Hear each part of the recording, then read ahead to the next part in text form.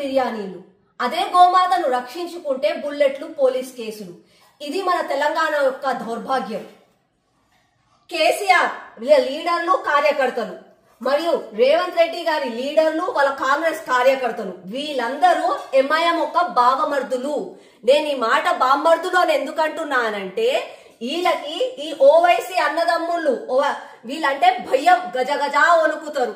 వీళ్ళకి వీళ్ళు బావలు. ఎందుకు అనంటే ఈ బావ మాట వీళ్ళు దిగజార్చరు. ఈ బావ అంటే ఇట్లా భయం వాళ్ళకి. ఈ బావకి ఏమైనా చెప్పాలంటే నోర్లు కూడా రావు. పొద్దున లేసి ఈ బావ వి విల్ ఈట్ బీఫ్, మేము బీఫ్ తింటాం అని బరాబర్ చెప్తారు. మన గోవులను ఎత్తుకపోతారు, మన గోవులను వధిస్తారు. వాళ్ళు బాజాప్తా చేస్తుంటారు.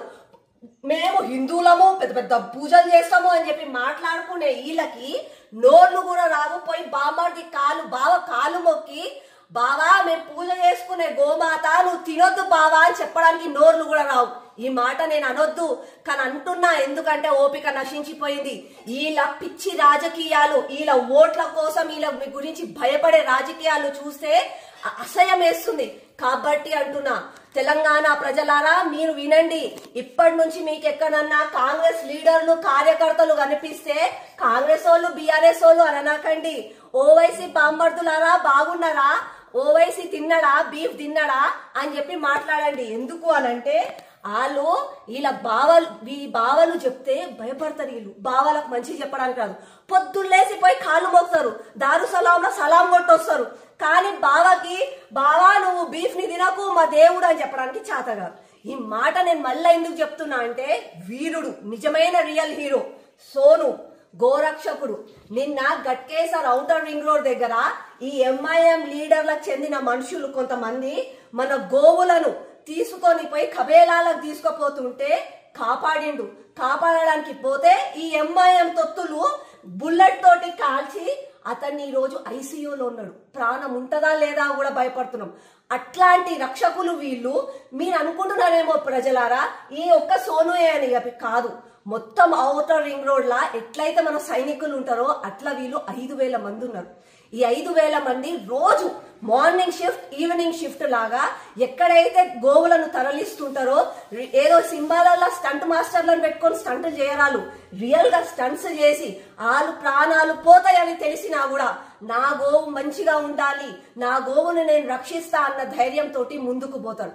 అట్లాంటి వాళ్ళను వీళ్ళు ఎప్పుడు చూసినా అటాకులు చేస్తూనే ఉంటారు. పోలీసు వాళ్ళు ముందుకు రారు, ఈ బామర్దులు ముందుకు రారు. ఎందుకంటే వీళ్ళకు భయం, వీళ్ళకి కావాల్సింది వాళ్ళ ఓట్లు మాత్రమే. ఇదే కాకుండా మీరు ఇంతకు ముందు కూడా చూసుకోండి, మన గుడుల మీద అటాకులు అవుతాయి, మన అమ్మవారు ఎత్తుకపోతారు.